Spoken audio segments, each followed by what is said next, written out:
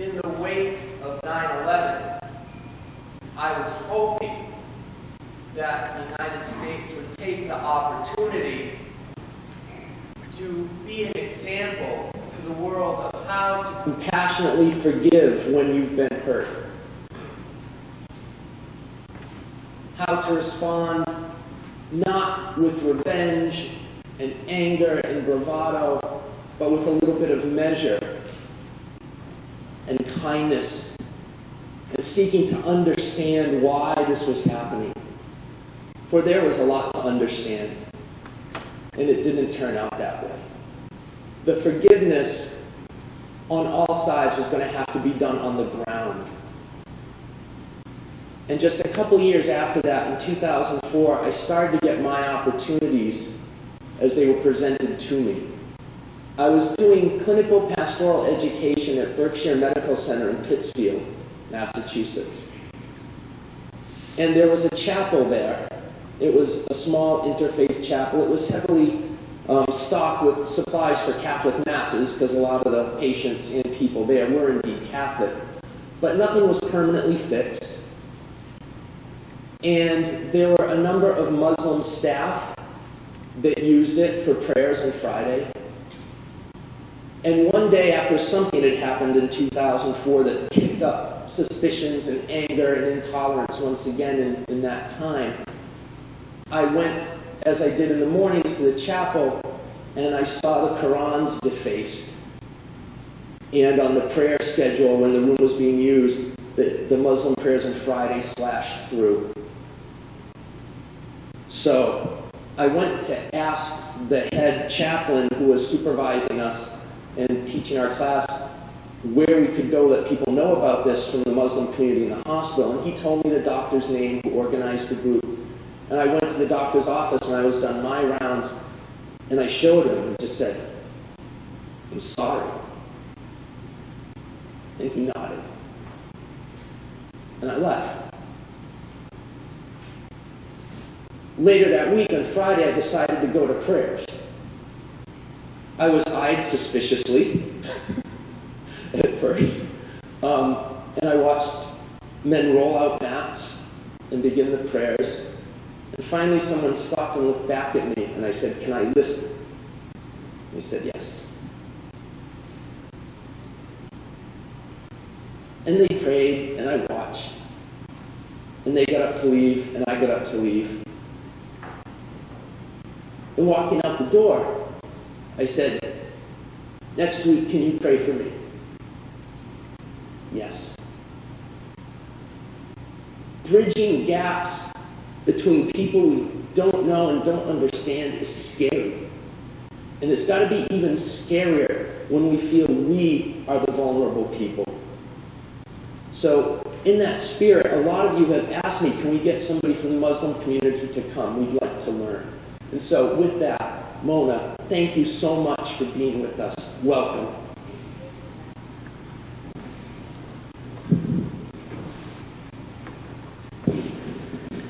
Okay, before I begin, again, thank you so much, Reverend Tony, for extending the invitation to me and affording me this very blessed opportunity to meet you all. I want you to know that for me, it is an honor and a privilege to be here. I begin with a prayer that we as Muslims believe that Moses, peace be upon him, recited when he was sent to preach to Pharaoh about the oneness of God. It goes like this: "My Lord, relax for me my chest. Make my task easy for me. Untie any knots from my tongue, so that we may deeply understand." The reality today is one where Islam, my choice of faith, is not just another religion, but hating it or defending it might determine where your political allegiances are. People feel very passionately about a faith that they often know very little about. And perhaps this is because while Islam is the world's second largest religion after Christianity, representing 1.6 billion people worldwide, it is also one of the smallest religions in America. Just 1% of Americans identify as Muslim, around 3.3 million. Various studies show that over 60% of Americans have actually never met a Muslim in their everyday life. I think this is where some of the difficulties begin to emerge. When we caricaturize a faith into a series of stereotypes and news clips, it becomes very inhuman and often very foreign. So before I talk about anything else, I'll give you a brief rundown on Islam. It's a religion and a way of life, not a political movement. Muslims worldwide, regardless of sect, believe in 6 things. 1, that God is one alone with no partners, parents, children, or associates. 2, that there are angels who obey his commands. 3, that he revealed books including the Psalms, the Torah, the Gospel, and the Quran. And that 4, for every people and civilization, God sent a prophet to teach them how to live. 5, that we will all be resurrected after we die and face judgment, when our deeds will be weighed and God will punish or reward us according to heaven or hell. And 6, that God's will reigns supreme over that of mankind. We have free will to choose to do good or to do evil, but some things are only in God's control. How we practice our faith is primarily through the 5 pillars of Islam. First, we take the Shahada, which means to testify or announce that there is no God worthy of worship except for God himself, and that Muhammad, peace be upon him, is God's messenger and servant. The second of these pillars is obligatory prayer, 5 times a day, 365 days a year. The third is to fast from food, drink, intimacy, and bad language from sunrise to sunset for 30 days during the holy month of Ramadan each year. The fourth is to pay 2.5% of our wealth after expense each year in charity to those who are hungry and in need. And the last is to perform pilgrimage to Mecca once in a lifetime if one is physically able and can afford to do so financially. Each of these actions is designed to develop in us a noble and admirable personality and character. Our moral values include sincerity, honesty, trustworthiness, the keeping of promises and commitments, generosity, hospitality, brotherhood, humanity, tolerance, seeking knowledge, cleanliness, moderation, and modesty, among many others. Prayer 5 times a day is designed to help us keep always in remembrance of God and to keep in perspective how small we are compared with him, and to keep us away from sin.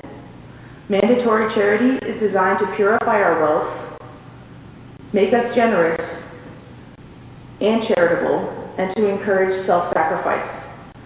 Fasting also accomplishes this by forcing us to feel the physical pangs of hunger and thirst that those less fortunate than us experience as a regular course of their daily lives. The golden rule of Islam can be found in the narration in which the Prophet, peace be upon him, said, "None of you truly believes until he loves for the other what he loves for himself." Contrary to what many people believe, good moral character and behavior are the goal of every Muslim. The treatment of others is something that weighs very heavily in our faith. Other narrations of Prophet Muhammad, peace be upon him, include such statements as, "If you believe in God and the last day, then be generous to your guest," and "Let the one who believes speak good or keep silent." The Quran perhaps summarizes it best in the chapter of the cow, verse 177. It reads, "Righteousness is not that you turn your head in prayer towards the east or towards the west, but righteousness is that you believe in God and the last day, the angels and the book and the prophets, and that you give your money in spite of your love for it to your relatives, to the orphan and to the poor, to the traveler and to those who ask you for help, and that you give your money to the freeing of captives, and that you establish regular prayer, give in obligatory charity, and honor your promises, contracts, and commitments, and that you remain patient, perseverant, and steadfast at times of poverty and hardship. Such people are those who are true to their faith, and such people are the God-conscious." What's interesting about this verse is that it combines all 3 aspects of our faith: the beliefs we must cherish, the obligatory actions we are prescribed to take, and those personality traits which will correspondingly be developed. The public tends to look at Muslim people as a single monolithic entity, and this is simply just not the case. No 2 Muslim people are the same, either in terms of their ethnicity, the language they speak, the culture they ascribe to, their ideology, or their level of engagement or practice with their faith. We come from every country on the globe, and we include every race. We speak every language, but what unites us is the bond of belief and the bond of humanity. The prophet, peace be upon him, said, "The metaphor of the believers is in their affection, mercy, and compassion for each other is like the whole human body. When any limb aches, the whole body reacts with sleeplessness and fever." The idea here is that compassion, mercy, and love for others crosses the lines of nationality and country. And so it is that living here in America, I feel deeply the pain of my brothers and sisters in Syria whose daily lives are ravaged by war, and the pain of my peers in Somalia who die as we speak from famine and drought. And it is my heart that breaks for the people of Burma who are victims of religious genocide. The borders of their countries have been all but erased by the bonds of brotherhood and humanity. In the Hajj, the Muslim pilgrimage, the well-known figure Malcolm X has written about his experience, which transformed his thinking from one that did not allow for racial harmony to believing that it could be possible. He writes a letter to describe his transformation from Mecca to Harlem. I will read some excerpts from that letter. "Never have I witnessed such sincere hospitality and overwhelming spirit of true brotherhood as it is practiced by people of all colors and races here in this ancient holy land, the home of Abraham, the home of Muhammad, and all the other prophets of the Holy Scriptures. For the past week, I have been utterly speechless and spellbound by the graciousness I see displayed around me by people of all colors. There were tens of thousands of pilgrims from all over the world. They were all colors, from blue-eyed blondes to black-skinned Africans. But we were all participating in the same rituals, displaying a spirit of unity and brotherhood that my experiences in America had led me to believe could never exist between white and non-white. America needs to understand Islam, because this is the religion that erases from society the racial problem. Throughout my travels in the Muslim world, I have met, talked to, and eaten with people who in America would have been considered white, but the attitude was removed from their minds by this religion. I never before have seen sincere and true brotherhood practiced by all colors together, irrespective of their color. You may be shocked by these words coming from me, but on this pilgrimage, what I have seen and experienced has forced me to rearrange much of my thought patterns previously held and to toss aside my previous conclusions. This was not too difficult for me. I have always kept an open mind, which is necessary to the flexibility that must go hand in hand with every form of intelligent search for truth. I could see from this that perhaps if white Americans could accept the oneness of God, then perhaps too they could accept in reality the oneness of man, and cease to measure, hinder, and harm others in terms of their differences of color. Now, I can almost hear the thoughts of you, some of you, perhaps wondering why, if Islam is this delightful faith, why is it that the Middle East is plagued with war? Why is there a rise in terrorism in recent years? Why would it seem that Muslims have a problem with those who do not follow their faith? Let me first then address the idea that Muslims desire to make Islam dominate the earth and do not respect other faiths. Islam has from its earliest days protected freedom of religion for all human beings. God says in the Quran, in the chapter of the cow, verse 256, "Let there be no compulsion in religion. The right course is clear from the wrong. Whoever disbelieves in false deities and believes in God has grasped the most trustworthy handhold with no break. And God is all-hearing and all-knowing." In addition, he says in the chapter of the cave, "So whoever wills, let him believe, and whosoever wills, let him disbelieve." And in the chapter of the disbelievers, he says, "To you your religion, and to me my religion." And to further demonstrate this fact, Prophet Muhammad, peace be upon him, said about non-Muslim minorities living in the Muslim world, "Beware, whoever is cruel or unjust to a non-Muslim minority, curtails their rights, burdens them with more than they can bear, or takes anything from them against their free will, I, Prophet Muhammad, will complain against such person on the day of judgment." And the Prophet Muhammad, peace be upon him, was known for his good treatment of those who followed other faiths. He sat amongst his companions one day as a funeral procession passed by. The Prophet Muhammad, peace be upon him, stood up as a sign of respect for the funeral procession. The companion said to him, "O prophet, but that was a procession of a Jew." He replied, "Was he not a human being?" There are many other incidents like this from the life of Prophet Muhammad, peace be upon him, which reflect Islam's teachings of freedom of religion and religious tolerance. Another very well-known story is about the Jewish neighbor of the Prophet Muhammad, peace be upon him. As he would leave his home every day, his neighbor would curse him, throw trash and refuse upon him, and made a daily habit of this insult. One day, the Prophet Muhammad came out of his home and noticed that his elderly Jewish neighbor was not there. There were no curses and there was no trash being thrown. He became so concerned that he knocked on her door. She opened and answered, and he said, "I was worried about you. I didn't see you outside." She then proceeded to tell him that she had been ill, and that is why she was not outside to curse him that day. She was so touched by his generosity and his love that she eventually converted to Islam. The Prophet Muhammad, peace be upon him, taught his companions that all human beings deserve the same dignity and the same fair treatment, regardless of their religion. In a letter to the Christians living in Arabia in a city called Najran, the first caliph to follow Prophet Muhammad after his passing, Abu Bakr, wrote the following letter. "In the name of God, the Beneficent, the Merciful. This is the written statement of God's servant Abu Bakr, the successor of Muhammad, the Prophet and Messenger of God. He affirms for you the rights of a protected neighbor in yourselves, in your lives, your lands, the religious community, your wealth, your servants, and those of you who are present or abroad, your bishops and monks and monasteries, and all that you own, be it great or small. You shall not be deprived of any of it, and you shall always have full control over it."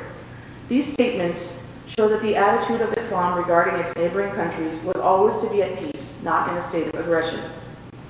And Islam is a religion that also teaches forgiveness and tolerance of others, the same as your faith and those of others. The Prophet, peace be upon him, is reported to have said, "Show compassion to those on earth, and the one in the heavens will show compassion to you. Forgive others, and you will be forgiven by God." He also said, "Whoever suffers a pain or injury and forgives who is responsible, God will raise his status to a high degree and remove his sins." When God revealed to Prophet Muhammad, peace be upon him, in chapter 7, verse 199 of the Quran, the following words, "Show forgiveness, enjoin others to good, and turn away from the ignorant." He asked Angel Gabriel, "Clarify what this means."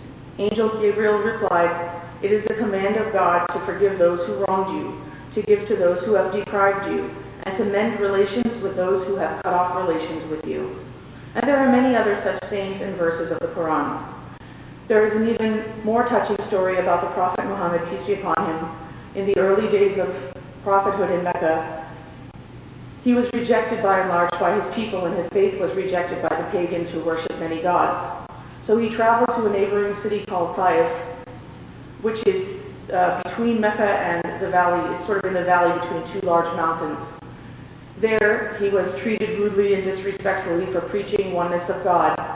And the leaders of Taif ordered the children and young people of the city to go out and stone him as he left the city.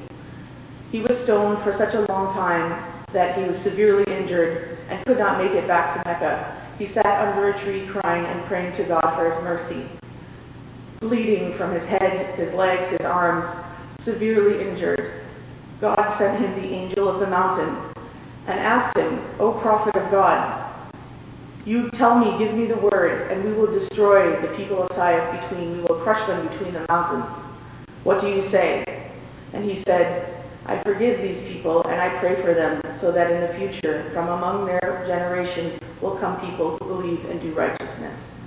So these are examples from the story of the Prophet, peace be upon him.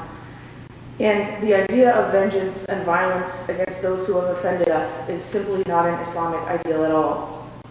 And still we wonder, if what is happening today is contrary to Islamic teachings, then why are they happening? And despite what Muslims claim to believe, there are extremist groups. A point in fact is that groups like ISIS represent a microscopic portion of the Muslim world. Out of 1.6 billion Muslims on the planet, only 20 to 30,000 people belong to ISIS. This represents 0.00019% of all Muslims. Is it fair then to blame an entire faith and people for the actions of these few deranged and deviant individuals? Yes, it is true that these people claim to act according to Islam, but is it any surprise that they have hijacked religion to lend credibility to their barbaric cause? I'm not an expert in geopolitics, but as someone who has specialized in theology, I can tell you that the religion of Islam does not in any way support their actions. And I can surmise that there are likely other overwhelming factors behind the rise of extremism and terrorism. Perhaps sustained psychological trauma for the last few decades in this region has resulted in a type of vulnerability to deviant ideology. Perhaps political upheaval and a vacuum of power after continued wars in the region has given rise to these groups. There are a number of possible factors that have contributed to this. But what I would ask you to challenge in your hearts is whether it is the case that these real and intense challenges warrant our panic, fear, and our scapegoating of 1.6 billion people. Whether these human beings deserve to be ostracized, discriminated against, and hated, or whether the solution is really perhaps in loving God, loving fellow man, and building bridges of understanding. I have devoted the last few years of my life cultivating relationships in the Jewish and Christian community, and I've spent countless hours working on interfaith engagements with whomever is willing. And this has been a time when doing as such has made things a bit better. Because the narrative of the extremists is that America will never accept you as Muslims.